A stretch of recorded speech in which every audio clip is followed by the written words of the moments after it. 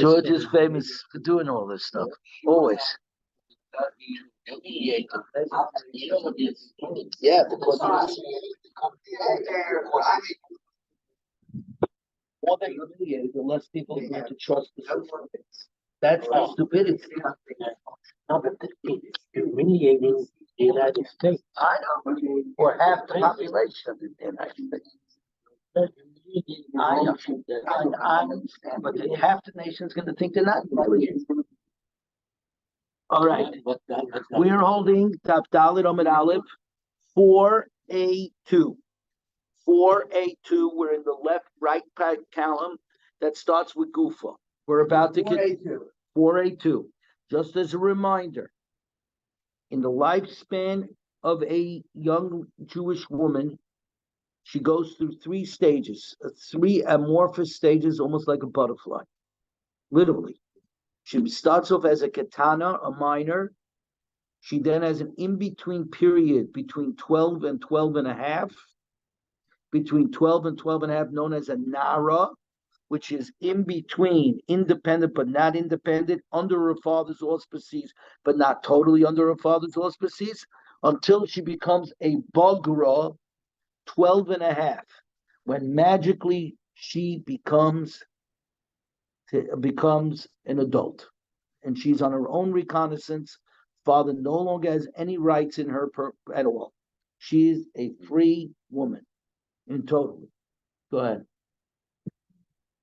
Yiddish, Azanar is something Yiddish. Right, Azanar. So in Yiddish we call it a young boy, a nar. Right. See, even older guy. But here is the rule. This is where these words come from. A Jewish boy is only a two-step. Katan, Godol. That doesn't mean he can't be a nar, an idiot. But that's but he's an adult now. He's an adult now. Now the reality is we are picking these dates, 12, 12 and a half, 13. You understand that biblically, it goes to the physical change when two hairs grow. That's it. Two pubic hairs grow. Bang, we're done. We're done. You're an adult. You didn't grow those two hairs, right? You're not. No, actually, that is not so. You're not Torah. Anytime he grows two hairs, okay, you grow two hairs and they stay. You should know. Give me 1 second. I'm so sorry.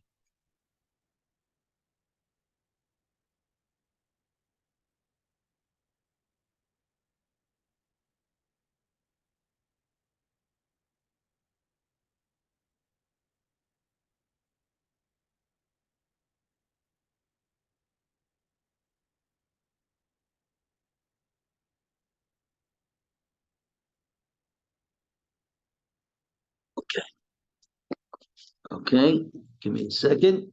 So, okay, that's what you have to understand biblically speaking. Now, what we have done is say these are the time frames. Girls mature earlier than boys. So they're 12, we're 13. Okay? We in fact never mature, but that's a different conversation. Okay? It's good then. Okay. So that's a different conversation. Okay? So, but those things and things. So in the maturity of a girl, there's two steps. See, the boys, and I know this is going to sound awfully strange in the world that we're living in today, we're assumed to be chafing at the bit. You want to get out from underneath their father's domineering ways. By the time they were 13, they're freebies. They're men. Today I am a fountain pen.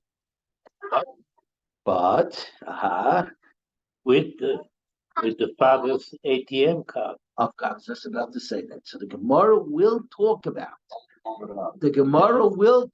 it, just not right here. Oimed al shulchanai ovid, but adult children sitting at the table of their father. Does the father retain certain rights or not, since he's still their ATM card? Right to give me your credit card. Pretty much. So the same issues that we have today, they had back then. Okay, but all of this here. Let's begin. That's what the kids say. They go to school to learn. They love it. Yeah, because they're living on their parents' credit card. Yeah, right. Yeah, exactly. Not Here, really. here, Mamilla. Yeah, Gufa, Gufa. Something. Gufa. The pasuk says v'yotza chinam, and she should go free. Elu yemei bagris. That means a dalit amid aleph in the middle section. We're up to Gufa. There's two dots somewhere. Yeah, Gufa, right next to Taisis v'yotza chinam. Okay, v'yotza chinam. Elu yemei bagris. She's 12 and a half. Then the pasuk continues with the extra words. Ein kesef. The father doesn't get any more money. Elu yemei naris. That's when she already turns 12. Because when she's 12, in truth, she's a gedoy law. She is an adult. But we keep her in this in-between state until 12 and a half. But that means if nothing happens, if at 12 and a half, she goes free as a maidservant. No such thing.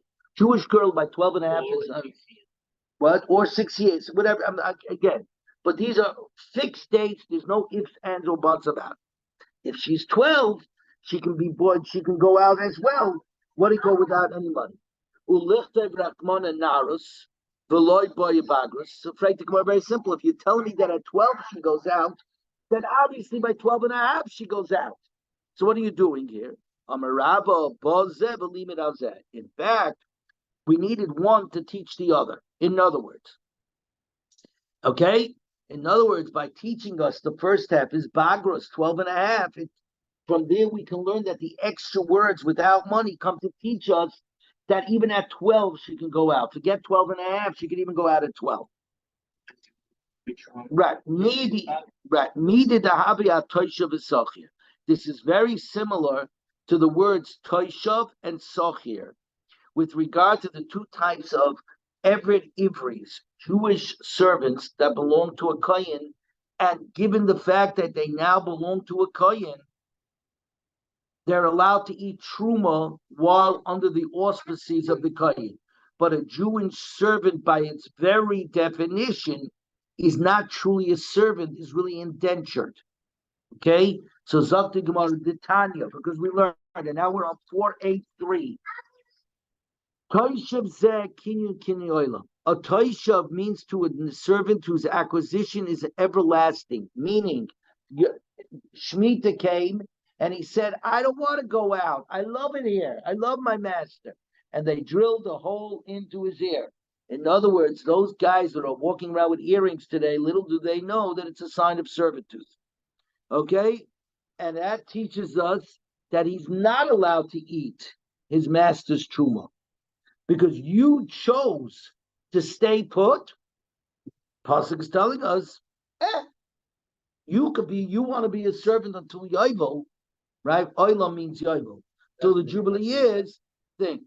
Sachir zeh kinyu shonik.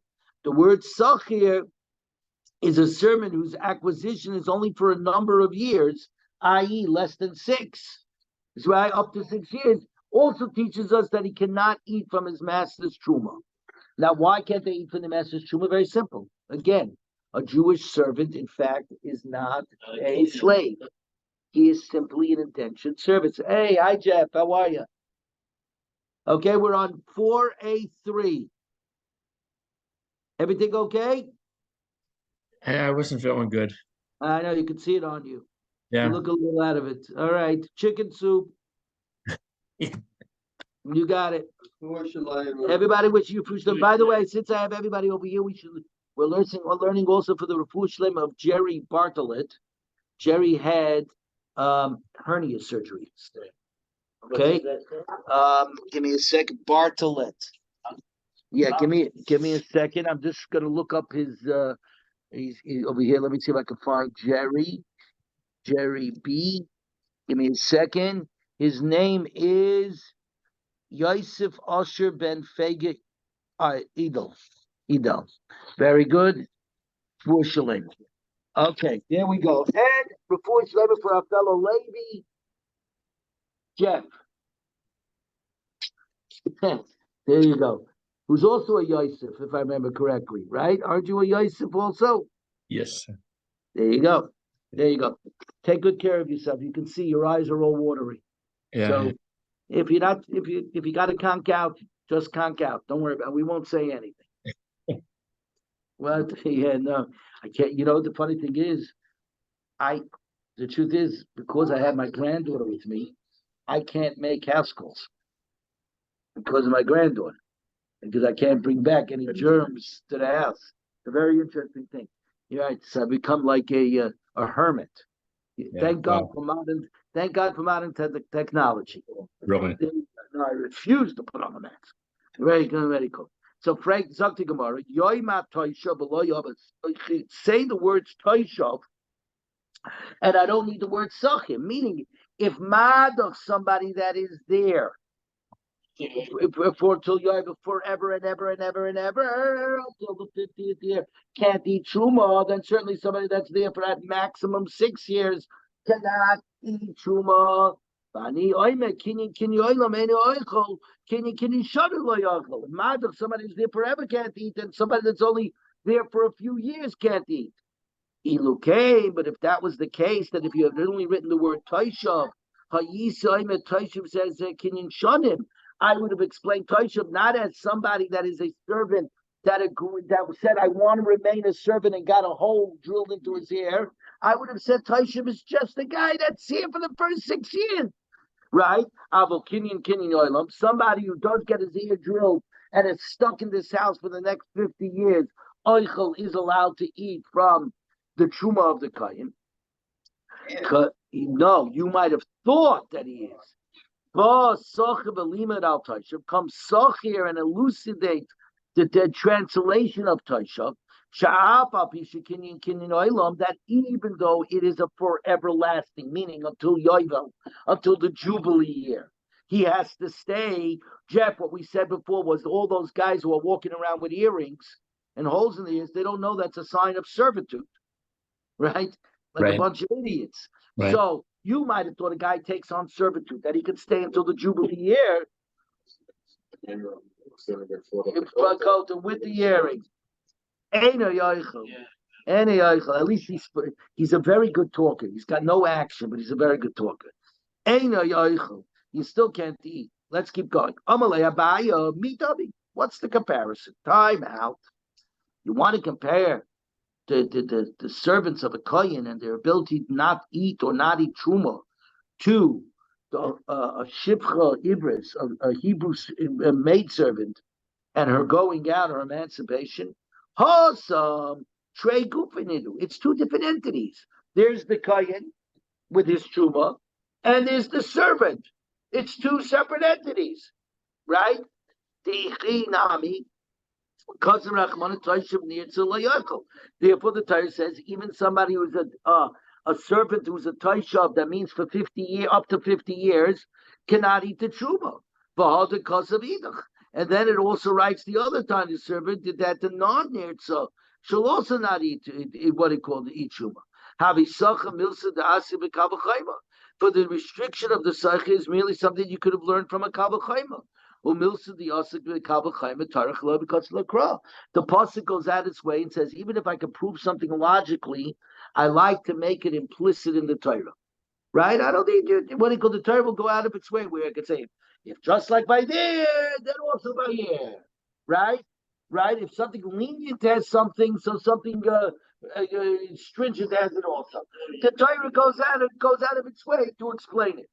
But with regard to the maid service, she's only one entity. She goes out when she's 12 years old, period, non-stop. It's non-negotiable. Right, Bagrus, my boy Gufe. What is she doing in his possession until she's 12 and a half? When does she leave, Ben? When she's 12. So what in the world are you telling me that she's still with him at 12 and a half? Why is she hanging out in her master's house for an extra 6 months? Get out of there. She's not allowed to stay there. Right? So in other words, the question is, how did you even get to Bakros? How did you get to 12 and a half? At 12, when she became a Naru at her Bas Mitzvah, her first present is her freedom. Zavti Gemara. It's a very good point. So the Gemara is going to go in a different direction. Elo Amar Abaya. Loi Nitzcha Elo Lebaga de Islanders. We're talking about the Bagras of an islandess. An islandess is a woman that does not develop, right? So now, what did I say? When a woman who exhibits characteristics of an islandess reaches the age of 20, at Then she 20, becomes she an becomes an automatic adult. So a woman that does not develop remains as a Nara, in essence, until she's 20. So Zakti Gemara. We're now on. Under the father. Well, it would seem to be, because we said if She's not allowed to get married. that's another thing. Let me get to the end of this, and then At we'll talk. 20, she's no longer under any. But I mean, No, if, he's if asking somebody, when yeah, you- if somebody it's wants a to little marry bit her of- anyway. The marriage would be chal, but let's get to the end. Sal Kedah, we're now on 4A4. Sal Kedah Chamina bin Naris Tepik. I might have said by Naros at 12, the maid servant goes free. But Bagris loy Tepik, with the coming of her adulthood, a maid servant is not emancipated. This means that in the case of an islandess who never got to Naros, she skipped Naros. What's Naros, everybody? 12. What happens at 12? The girls start showing puberty. She never showed puberty. So she, biblically, for at very least, is stuck in where? In Kitana, as a child. So she goes as a child till 20 and automatically becomes a bugger. So when does she go free? As a maidservant. A maidservant goes free. A maidservant goes free when she turns 12. Why 12? Because then she gets the label of a Nara. But this girl never got the label. And labels matter. In fact, labels matter. I'll tell you something about that in a minute. So Okay? that means if a girl takes puberty, she blackens. She does not She become, doesn't become she remains a child. Okay? Basal kedata chamina binaris tepuk, bibagrus loy tepuk. But if she skips naris and goes from a child to 20 and automatically becomes a bagrus, I might have said she never goes free. Kamash Malon, that no, she gains her freedom when she reaches adulthood. It's not, even if she doesn't have a period known as naros, the development, nonetheless, at 20, she's a full-fledged, and even though she skipped, she didn't have a three levels, 3 labels. She only had 2 labels. Even if she doesn't, at 20, she goes free. So now, my father said one thing, number one. I know what you were thinking, but I was thinking something else. The Zimmermans are not known for our height. Okay, you might have noticed that. Some of our girls, my grandmother Roseman, my mother's mother, my Bobby Roseman, was all of 4'6", 4'7". My Bobby Zimmerman was all of 4'9", 4'10". Okay? Some of our girls are real short. Right? Every one of us goes through the idea, and some of our boys aren't so tall either. Every one of us goes through the idea, do we slow down puberty? Because what happens at puberty? At puberty, the bones begin to thicken, and the growth takes place. The longer you can keep a child out of puberty, the better the shot of them growing a few extra inches. Okay? I know more about this than I should. So there you go. Okay? Thank God at the end, I don't think we ever did any, I never did any steroid or what it calls thing with my children. But I can't say that I think some of my sisters have done with their kids. Right? So that would be a question. Hormone shots, yeah. So that's really steroids, is what it is. So The question becomes whether in halacha, if you stop the onslaught of puberty. So let's say you give a boy, he's real short. You decide you're going to slow his puberty down. So you stunt his puberty, and he turns bar mitzvah. Can he daven for the Amid legally? That's a question. I don't know the answer. You've slowed down his puberty. So do we say, listen, in the normal scheme of things, he's an adult, or no? Okay, but that's not in the thing. I want to talk about labels for a second, even though it doesn't have anything to do with the daf. As you know, in this week's parsha, we talk about the Ben Saira Umayra, the wayward child. You all know about this, right? Who does not listen to his parents. This is a fascinating fact about the Ben Saira Umayra. As long as the parents have not labeled the child is not a Ben Saira Umayra. He's merely what? He's merely a teenager. That's all he is. Let me read you the pasuk exactly how it says. It's straight out in the pasuk. I'm looking it up right now. It's right there by Shani. He said to Leish, no, he Leish Ben Saira Umayra. Speak to a man as a wayward son. Now it says like this: the mother and the father shall grab the child. And shall bring him to the elders of the city, El Shar to their gate. Va'amru el zikna yireh, and should say to the elders of their city, B'neinu zeh, this kid, Saira Umayra, is a wayward one. In other words, who labels the child a Saira Umayra? If the parents give up on the child and they label the kid as Saira Umayra, then he gets the name of Saira Umayra. And that's why it never happened. Not because the child misbehaves. It's because what Jewish parent gives up on their child? What Jewish parent labels their kid and says, B'neinu zeh, this kid is a wayward kid. The Torah really is coming to tell us, your parents, it's on you. It's on you. And you never give up on your kids. And on the flip side, what are we keneged the Rabbeinu Shalom? We are the wayward children of God. You know how we know that? The pasuk says, "Shuvu banim shavavim," return my wayward, right? My wayward children, and change your ways, right? And return. We are the wayward children. You know what Hashem says? Where's that get? Yeah, I never cut you guys off. I'm your father and you're my children. And I love you. And it's unconditional. That's why when it talks about the covenant, the bris, I spoke about this once by Mincha. It says a bris v'achesed. Says Rabbi Sachs, what is chesed doing by bris? A covenant is a deal. I, Hashem, will do this, and you, Klal Yisrael, will do that. So when we didn't do our side, that should have been the end of the bris, right?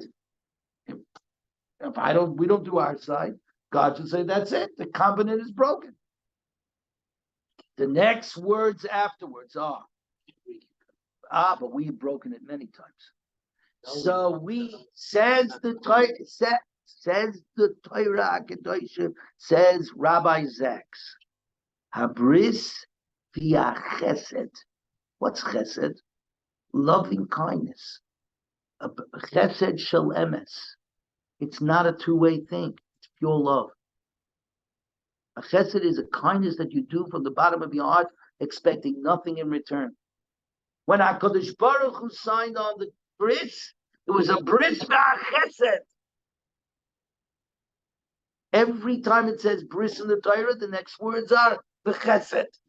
You know why? Because the Eibishter is on Malach Chesed. Who's the president as the Eibishter? The Eibishter is Malach Chesed. He never abandoned them. Even when we don't believe in ourselves, the words of Rabbi Sachs, HaKadosh Baruch Hu believes in us.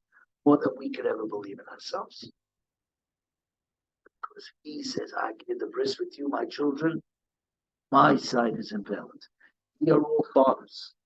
You all know the rule. Love your children unconditionally. They may disappoint you sometimes, but your love for them is unconditional. If Madach, we who are just flesh and blood, we who are just flesh and blood, imagine God. His love is endless, boundless. There's nothing you can do to affect his love for you. And that's why you can always return, because the door is always wide open. Says the Torah, who turns the kid into a Ben Saramaya. If you, the parent, give up, and you say, B'neinu Zeh, this kid, read it that way. B'neinu Zeh, this kid. That's exactly the translation. This child, Ben Saramaya. You label him. You, the parent, label him. You gave up. That's something else entirely. And of course, that's why it never happened. Beautiful. To explain that the Shabbos table could speak. It's simple translation of a pasuk should stop and look at. Jewish people never abandoned the covenant. Some individuals did. No, we broke the covenant. We didn't keep the Torah. Always kept the 18 years, the Torah was completely forgotten. Not by itself. They found the Sefer Torah. They didn't even know what they found. Said, Chas v'sholom. I know that. I'm not saying that. Why does it say Ba'al Chesed? So why does it say Ba'al Chesed? A bris Ba'al Chesed. What is a bris? Also, bris bein v'tari. Right. Bein habein. That's between the meats. Between the meats. Again, the Eibishter was saying, my side will always be there. Enzu Sefer Krishna Safti. Because the Eibishter put in a Tanai into the covenant of Chesed. He's never abandoning us. Never abandoned it. Ani Hashem lo shalisi. I Hashem will not change. We have never abandoned it. Of course not. But the point here is, you know what, Daddy, if we have a contract, you and I, and you don't keep to the terms of the contract, what's as the an rules? individual, something else. Okay, but so now. But even those that are wayward, the bottom, the thing that they eat is still there. So that goes without saying, of course. And you know how you see that? Because we say Nachamu Ami. How can we say, right? We said that right after Tisha B'Av, right? Console, be consoled, my nation. Why does it say it twice? Nachamu. You know why? Because the next pasuk says Loksa b'keflayim. Because I hit you twice. So if I hit you twice, I need to give you Nachamu. You know what? You know what the redemption close. Yeah, so 2,000 years we're waiting. No problem. So Nachamu Ami. Nachamu, you know what the Kiddush there is? Not Nachamu, because it says twice, Loksa b'keflayim. But here's the point. If I wind up, Ben, David, Jeff, if I go ahead and I punch you, and then I wind up again and I punch you again, what's going to happen? You're going to turn around and punch me back. And one thing is sure, we're not going to have a relationship anymore. The Eibishter says, I punched you twice. Not once, twice. Look, so we can fly him. Next week, we're going to do the Teichachah. You know what it says? Sheva. I'm going to hit you 7 times. And you know what we say? Know what we say? Daddy, what do we say? Who do we want Nechama from? We only want it from you. The Kiddush here is Nachamu, because I hit you twice.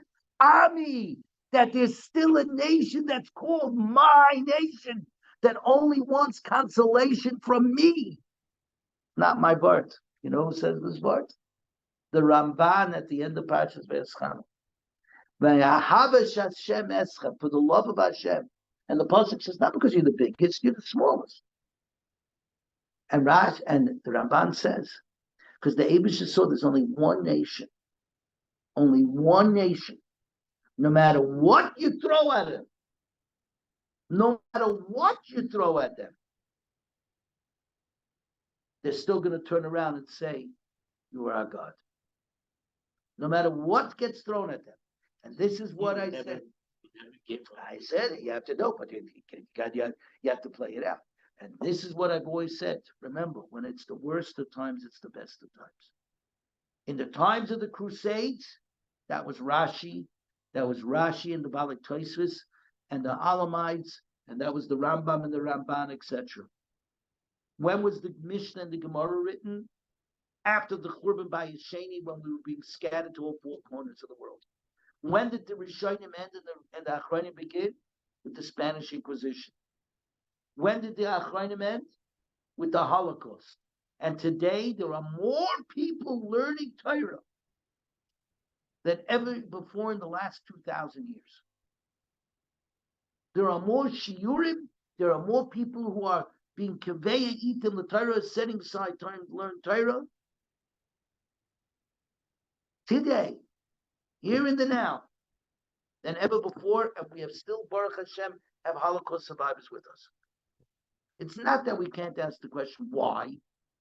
Moshe Rabbeinu asked the question when he saw Rabbi Kiva's skin being peeled off. Zu Torah v'zu Sechayra. Well, Avraham Avinu said, but in the back of our heads, we know that why, even though like children with a parent, they ask why, and sometimes the answer is because I'm your father, and that's the way it is. We understand that that's our relationship with Hashem, and we trust Him because He's our Father and He never abandons us. And because He doesn't abandon us, we don't abandon Him.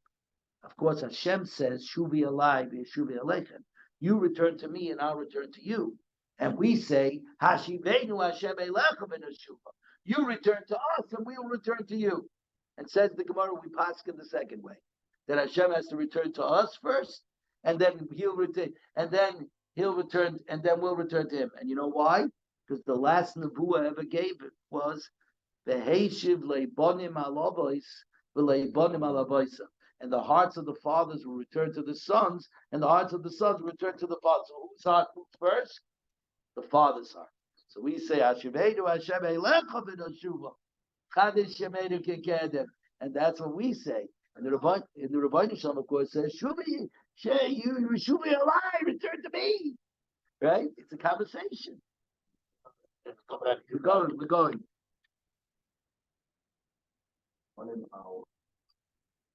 It first goes, the Heishiv Leibobo Isalbonim, Veleibonim Alaboisa. The fathers move first.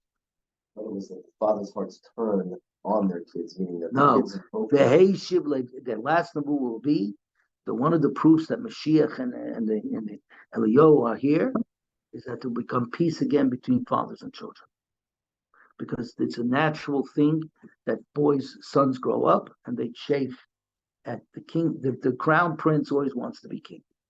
That's just the way it is. Baita, Maskabla Mabaravashi. We're finishing at 10:15.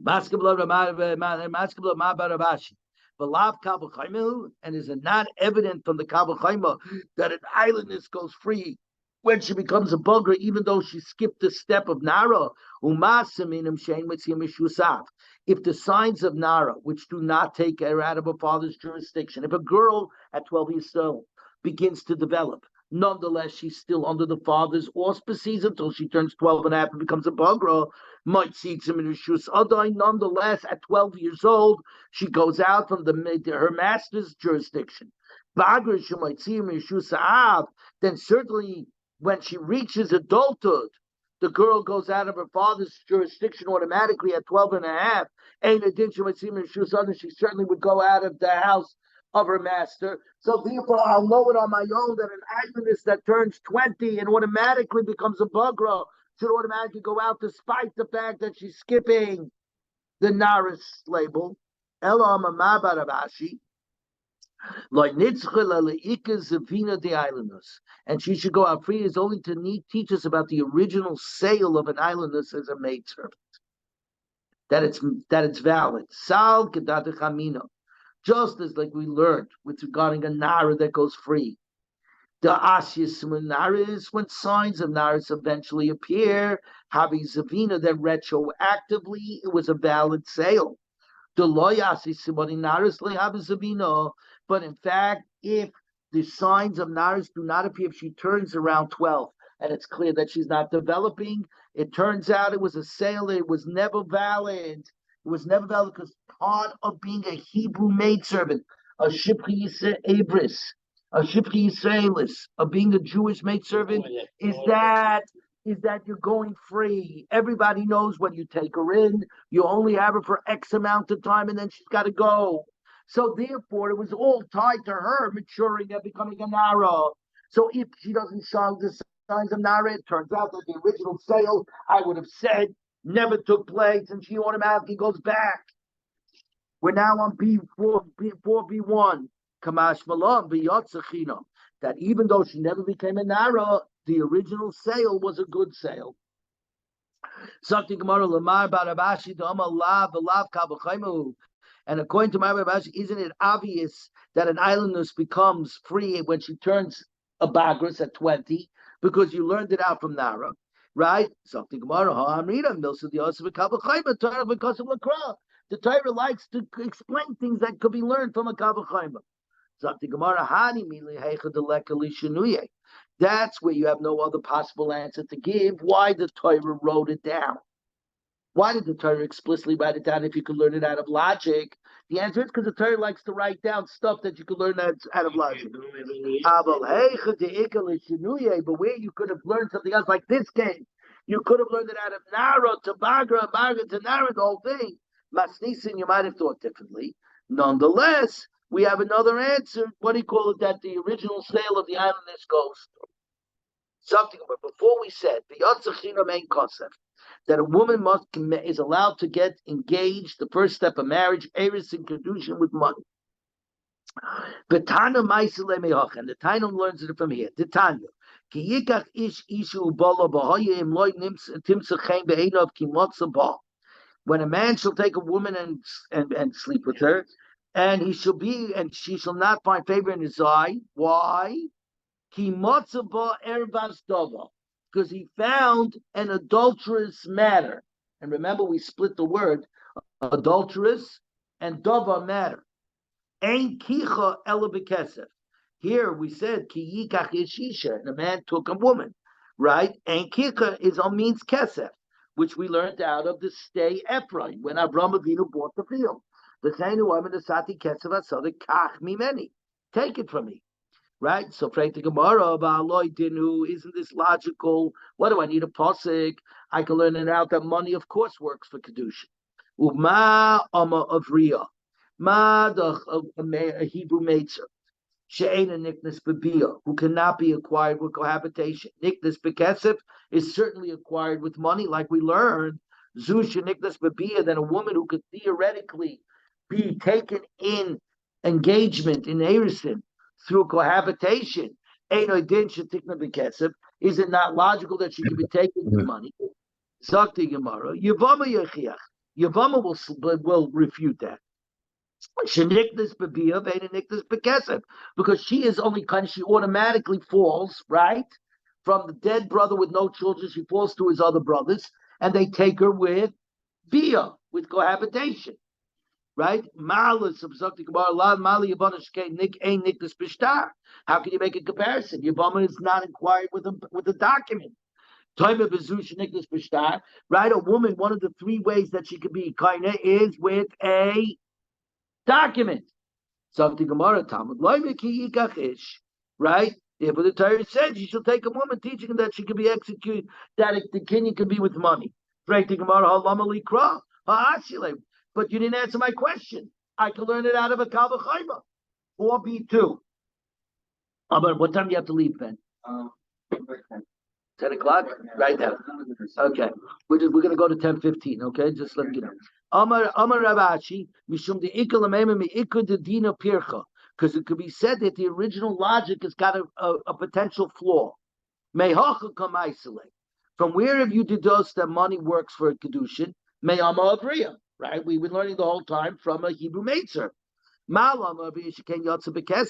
How could you compare your Hebrew servant that can go out of servitude through money. She could buy her freedom. Her father or anybody else could give money and buy off the time that's remaining on her contract. Time of Bizu, Shani Yatsa Bekesef, a woman cannot go out with money. How does she go out of a marriage? With Mises Abal, the death of the husband, or a get, a star get. Talmud Loina Ki Ikachish. Rai might have thought, therefore, it's not a perfect comparison. A Hebrew maidservant to a regular woman. So how do I know that she could be acquired with money? Because it says Ki Ikach, and she should. A man takes a woman, and taking, we learn from Stay Ephraim, means mula. Something Gemara. We had to say the pasuk b'yotzachinam ki ikach ish. Why did I need both? Right, both from the maidservant and from the field of Ephraim, etc. The ikach ki ikach, because if it says a man shall take, have I mean a kedusha to have like baal didahu. I would have said that the money of kedusha that a nara receives from a husband belongs to her. Therefore, the pasuk says, "V'yatzachinam," she goes free, meaning a Hebrew maidservant goes free without having to pay out money, and doesn't. But a nara who's still under the auspices of the father, the money still goes to the father.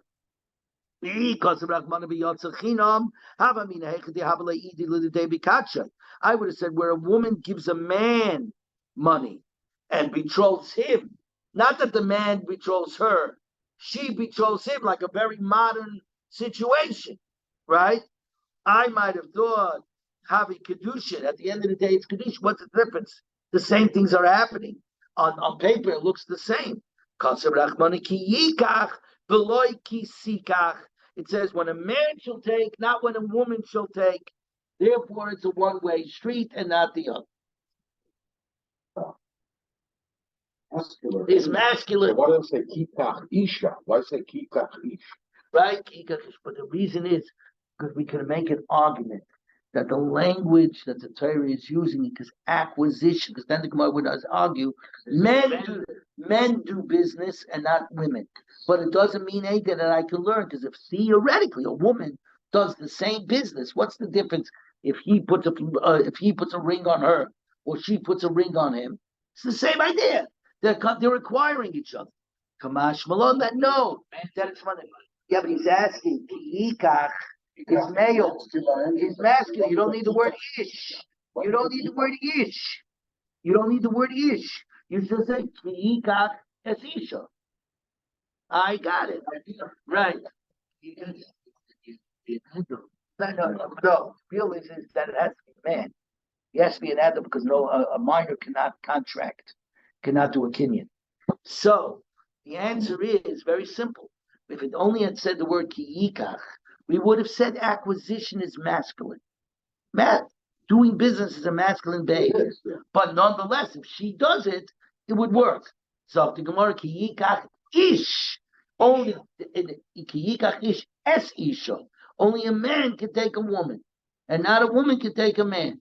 And by the way, if you want to make a contract between a man and a man, or a man and an animal, or any other congregation, it's not an acquisition. And this, by the way, all kidding aside, is in the Medrash.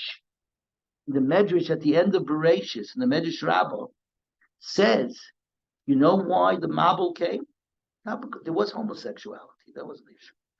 Is when the governments of the time legislated, the governments of the time legislated marriage contracts between one man and another man, and men and animals. Then they said Shem sent them out, because he said once the governments of the time legitimized such behavior, the people said we're not doing anything wrong. There was no more room for tshuva. You can only do tshuva if you realize you're doing something wrong. If you think what you're doing is right, because the government said it's perfectly legit. In fact, there are contracts for it, right? The Medrash Rabbah. You find this in the Medrash Rabbah at the end of these gigantic fires in California. I don't want to get into the baby. All that stuff. Exactly. So here we go. Something Gemara Vaitel. We got another 10 minutes. Here we go. Something Gemara. Let's go to the next thing. Uba Allah. That one of the ways of facilitating Kiddushin is through cohabitation. Malamet sheniknas babia, that she could be acquired through cohabitation. But it's a kavachayma. I don't need a pasuk. Ma yavama sheniknas bekesef. Just like a yavama who cannot be acquired with kesef. Niknas babia is acquired with cohabitation. Zu sheniknas bekesef. Then this ordinarily single woman may be required through money, and a din sheniknas babia could be acquired with the. Something Gemara a Hebrew maidservant is going to refute. She's only acquired with money and not with cohabitation. Something Gemara but let me just finish this line over here. But an Amma Abriya that's not acquired for the sake of marriage, she's not, because she goes out automatically at 12. You're going to compare it to the one who gets kited for ishus, for women, for marriage. So it's not, the Kavachim still stands. Right, we just learned it out of a Kavachim. That the original Kavachim is flawed. Where are you learning it from? B4, B3. Mimi Yavama, from Yavama. Mali Yavama, Shekain Zukuk, which is of course what you were going to ask, Daddy. That in essence, that the Yibum, nothing happens, there's no action. The moment her first husband dies, what happens? She's already connected to the next guy. There's no act of erison. It happens with a snap of a finger. You don't even have to snap the finger, it happens. This woman is not standing prepared. You got to do an act of Kiddushin. That even comes there, that what he called Hey Amid Aleph. Hey Amid Aleph. Okay, so you ask your question. Well, I just was going to ask that Omer Ibriya is a financial transaction, whereas taking a woman as a It's not a really is a emotional transaction. So in other words, my father compare it. So the answer is very simple. You're absolutely right. In its lumdus, an Amma like if I Abriya, buy a house, can I buy the beer? no, an Amma Abriya is a transaction. This marriage is a transaction, but they're fundamentally different transactions. Nonetheless, are there similarities? Yes. Nonetheless, are they both women? Yes. Nonetheless, are they both being given to men? I think the similarity is because at the end, or even in the middle, the Torah says that the son of her master should be mayayid, meaning should marry her. Should, doesn't have to. Doesn't have to, but that's what he tried to do. That is an Or argument. he himself. Can marry. So therefore, there's an Indian of marriage. There's no question about it. But even further than that, it's merely from the outside looking in. It's a woman, it's a man. It's a woman, it's a man. That's a transaction. This is a transaction. You need to be a lamdan to see that there's a fundamental difference between them. See, Daddy, One is financial. but the regular guy in the street doesn't see that. And that always is the case. You always have to remember, at the end of the day, how it looks is out to the naked eye, to the public at large, is everything. Let's go a little further over here. We got another 5 minutes. Yeah. But it says outright that you can acquire a woman through beer. So the question was asking why do we need the pasuk? I can learn about the because there are flaws within the oven. It's not a the acquisition happened because there's no acquisition. Right, there's no Kiddushin when it comes to the young. It's Therefore, they added that word in to teach you. Because that here you could acquire the first step. Remember, the first step is always much harder. Remember, Eidos? You need 2 Eidim to establish. Once it's established, then you can do it. Same thing with Yibum. Yibum, the establishment of Yibum requires nothing. It's the easiest. Still, With it calls with Yibum. I'm saying, because if you're going to do the first step, you did Kiddushin with beer, then then where does chuppah play into it after? Doesn't matter. All in one shot. But today we do everything in one one setting. Theoretically, then you could have done be it by Das is to Erison, Nisuin. I'm taking you under my own roof. It makes a huge difference. You could do the point was she's leaving to her father's jurisdiction completely. She's coming under the jurisdiction of her husband completely. That's it. Something about how do we know that Kiddushin can be affected even through a document? It's a kabbalah. Uma kesef shein moitzi. A kesef, money cannot release a woman. You need a get. Machnis can bring her into a relationship. Shtar shemoitzi, a star that's a get, takes her out of the relationship. Ein adin shemachnis can bring her in. So the Gemara mala kesef. No. Kesef shein shekain poiden boy hegdish umaytzi sheni. Money could redeem the actual object that's holy with Ma'aser Sheni. A document cannot do that. The ksiv v'nosan hakesef become like, and he shall take money and it shall become his. In other words, you can redeem the consecrated stuff onto money and carry the money to Yerushalayim, but you can't do that with a document. You can't redeem it onto a document, carry the document into Yerushalayim, take it to the bank, and draw money against the document. She should go out and she should come in. Makish Havayala Yitzia. The being Kiddushin is compared to the leaving to divorce. Just like leaving is with a star, so too coming in is with a star. But then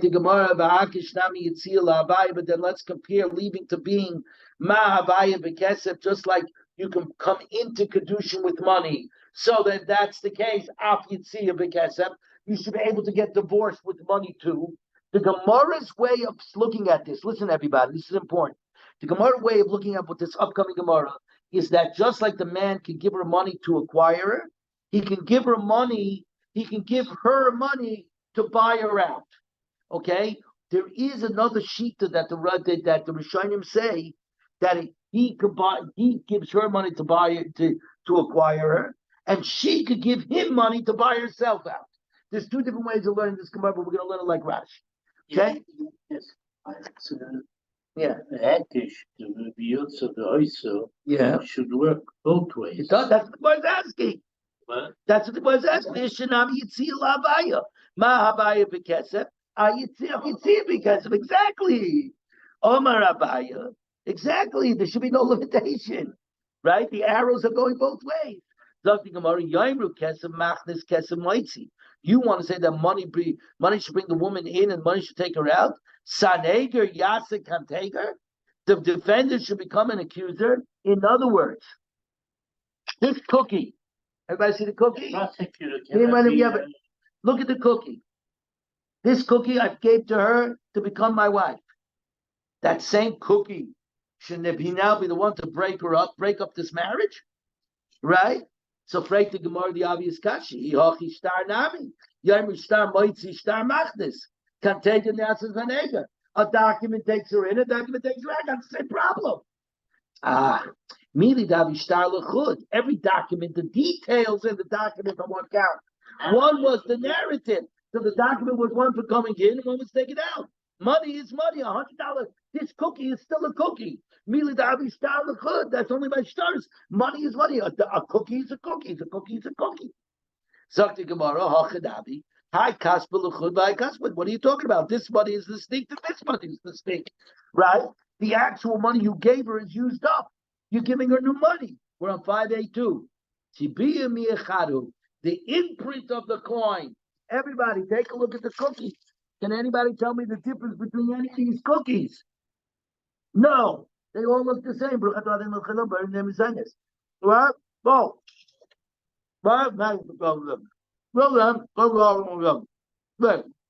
Go. Everybody can see the problem. By divorce, it says you shall write for her. Siva Kikareshes. Through writing, you divorce. Then Mikareshes with anything else, Bekesef. Says the Gemara Dehema. Siva Mikareshes, and Mikareshes Siva. Writing a woman is divorced, and you can't have it get engaged with writing. You need money or beer. Marries the obvious because how come you're picking and choosing what you want to use this for? You're being all over the place. You're being very subjective. Something about it. It's more reasonable to relate divorce excludes a case of divorce. Then to say that divorce excludes something from Kiddushin. Better to say that it says because of law that you can only divorce her with writing, but you can't divorce her with any money, as opposed to saying you can only divorce her with writing, but you can't marry her with a star. Logically.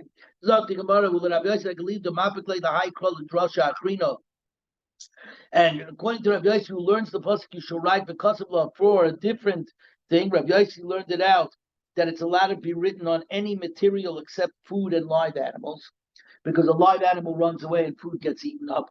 You're allowed to write it on any material that doesn't get destroyed, doesn't need an actual parchment, right? How does he know that a woman cannot be divorced through money?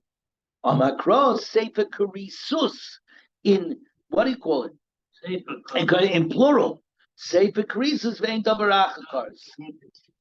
Sefer, yeah. Oh, right. The key word is sefer. Thank you. Sefer karisus vein dabarachakars. Rabbanon high krisus myopidle. What do they need it for?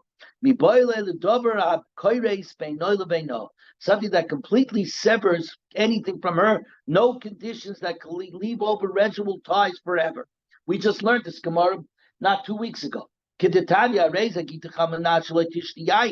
You are my wife. You are get on condition you never drink wine. That you never go to your father's house. We oil them forever. Ain't zekarisus. Kol shloshim yoin for 30 days. Harei zekarisus. It is karisus. Yeah. Let me just give me a second. I just want to find the exact right place to stop. Okay, you know what? No, a little further. Yeah. You'll tell me you'll tell me when I hit the 2 dots. Here we go. Right? Okay. Let him learn it out from the plural karisus, as opposed to it should have said the singular sefer kores, as opposed to sefer karisus. Okay, like carps as opposed to carp. Why does it say carps instead of carp? What's the extra else? What's the plural? They said that's the way people talk. They go, hey, carps, right? They don't go, what do you call it? Something about is it true that one method of Kiddushin cannot be derived from another one, right?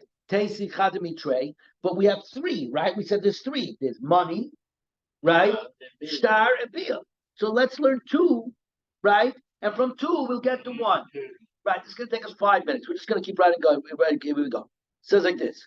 Loy, hi, Taisi. What are you going to learn? Loy lift the Rachman of Star. Let that the Torah learn document. And we'll learn it out from the other 2, money and cohabitation. What are you talking about? A star doesn't actually give you any benefit, but money and having cohabitation is pleasurable. No. Loy lift the Rachman of Bia. So don't say Bia and learn it out the other 2. How could you say what do you call its power? Acquisition is great.